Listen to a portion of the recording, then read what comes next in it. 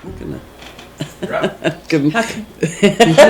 morning, and welcome to the Indy Boomer Show. I'm Mary Pat McKee, and I'm sitting here this morning with Cathy Bertling. Yes. Did I say it right? Bertling. Bertling, thank you. She's with American Senior Communities, and we're going to be talking about some different events and things that you've got going on at the Allisonville Meadows facility, which is just down there up on Allisonville Road. Before we get started, as you can see on the screen there is our November issue of Indy Boomer. It just came out Friday. It is in most Kroger and Marsh stores in Indianapolis and the surrounding areas. So be sure and pick that up. Ann Ryder, great story about her. You may remember her as a newscaster at Channel 13, and she did segments on Hope to Tell, and she did a really great one on Mother Teresa. She did a lot of great ones, but one in particular was on Mother Teresa. So be sure and pick that up. Also, we want to thank Logan Street Signs and Banners and Noblesville Trophy and Jim Wofford for this opportunity to have the show, so we can sit here and talk about different things that we feel are important that baby boomers want to know, should know. So let's jump in. Sounds good. American Senior Communities, Allisonville Meadows. I told you before the show, I keep hearing really, really good things from either home health people or people who have family or friends in that facility. Tell us about it. Well, it really is a fantastic facility, and we're very proud of the work we do there. I think something that makes us a little different than a lot of other communities is the longevity of staff. Mm-hmm. Our management staff has been a team since 2007, so there's a lot of stability. Wow. When the left hand knows what the right hand's going to do and you operate smoothly, I think it goes a long way. It's just like home. It's the people that make it. Yes, and that is so true. In any facility that I think you're in, it's the caregivers and the people that really make the big difference. You told me they have a recognition at Allisonville Meadows. Tell us about that. Yes, we were very excited. American Senior Communities awarded us with the Assisted Living Community of the Year this year. Okay. We have had deficiency-free annual surveys with the Department of Health, and I think the strong occupancy that we have, we usually stay 96 to 100% occupied. And, are you really? Yeah. That's a lot. It is. It's really been fantastic. The North Side's a very competitive market. There's a lot of options for people, but I think when you have a couple things that keep you a little bit ahead of the rest, it goes a long way. How many facilities are there with American seniors that are assisted living? We have 14. I believe we are expanding. We just opened one this summer in Louisville. Oh, and I didn't know you went to Kentucky. Yep, so we just kind of crossed the border out of Indiana. That was our first step. Mm-hmm. We've always kind of been, Indiana-based, but I think they are looking to expand outside of the state. Okay, because I know you've got Lafayette, Fort Wayne, all different facilities all over the state. But that's quite an accomplishment. You have been there since 2007?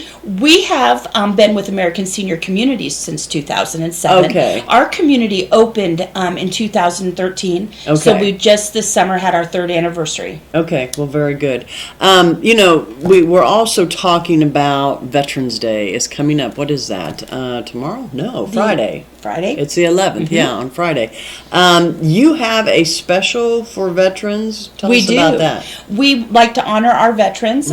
So we are offering 5% discount on their monthly rent for up to 2 years as a thank you for the service that they have provided to our country.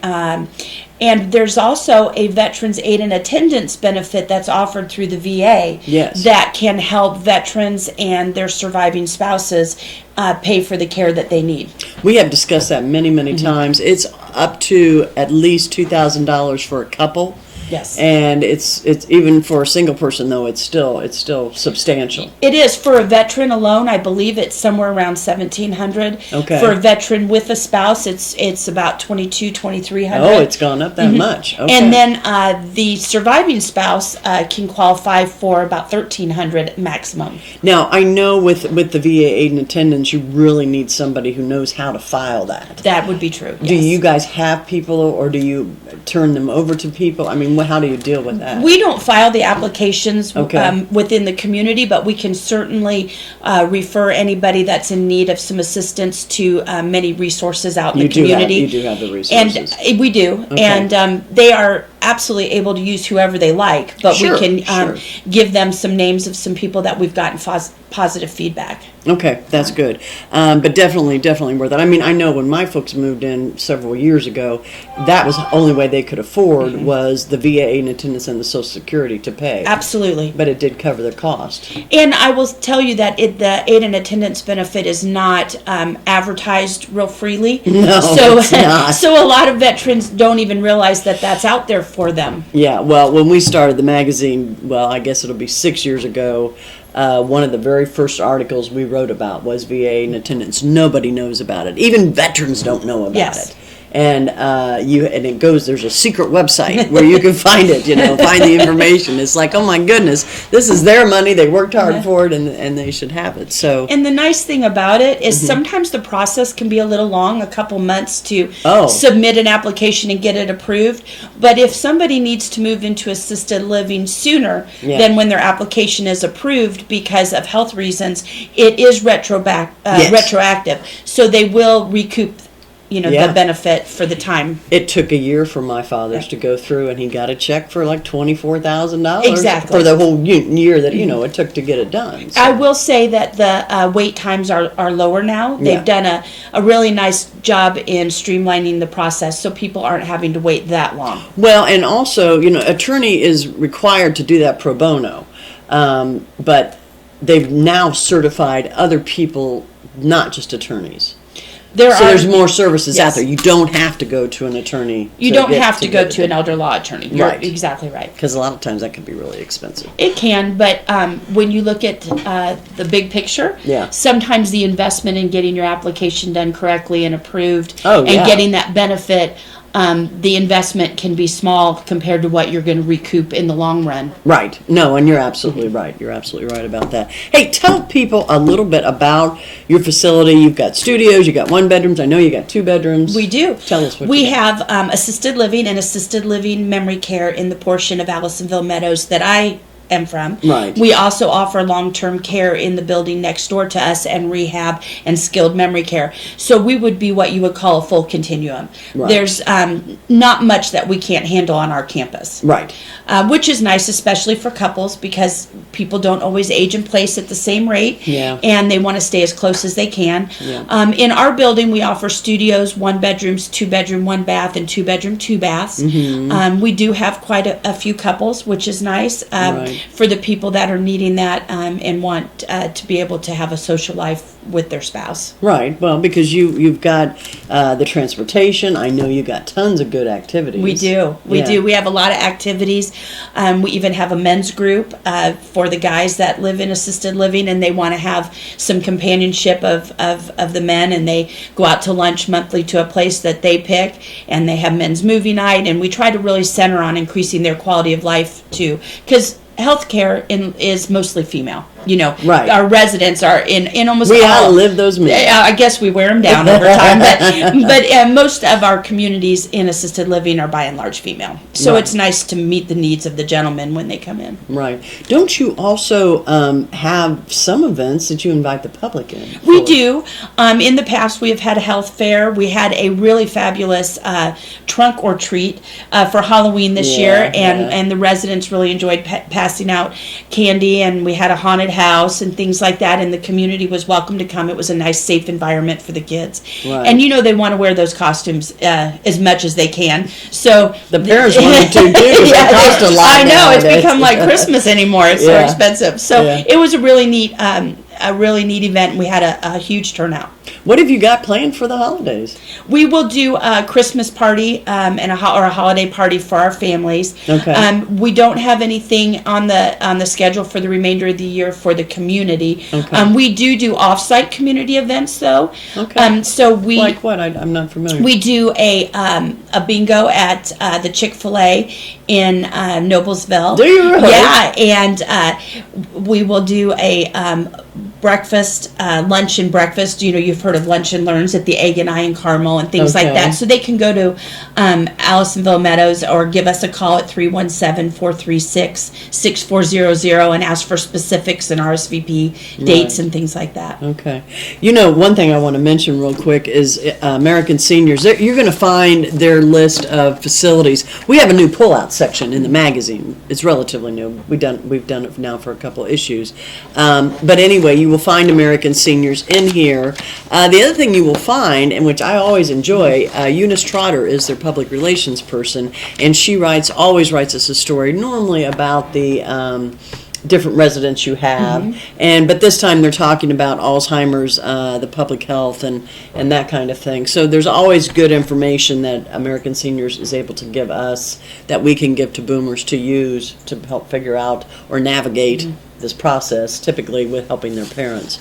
What's interesting is, boomers are helping their parents, but in the back of our minds, we're thinking, okay, I need to remember all this for when they get to that point. Well, absolutely. And one thing that I think American Senior Communities prides itself on is that we have knowledgeable employees. We're senior lifestyle specialists.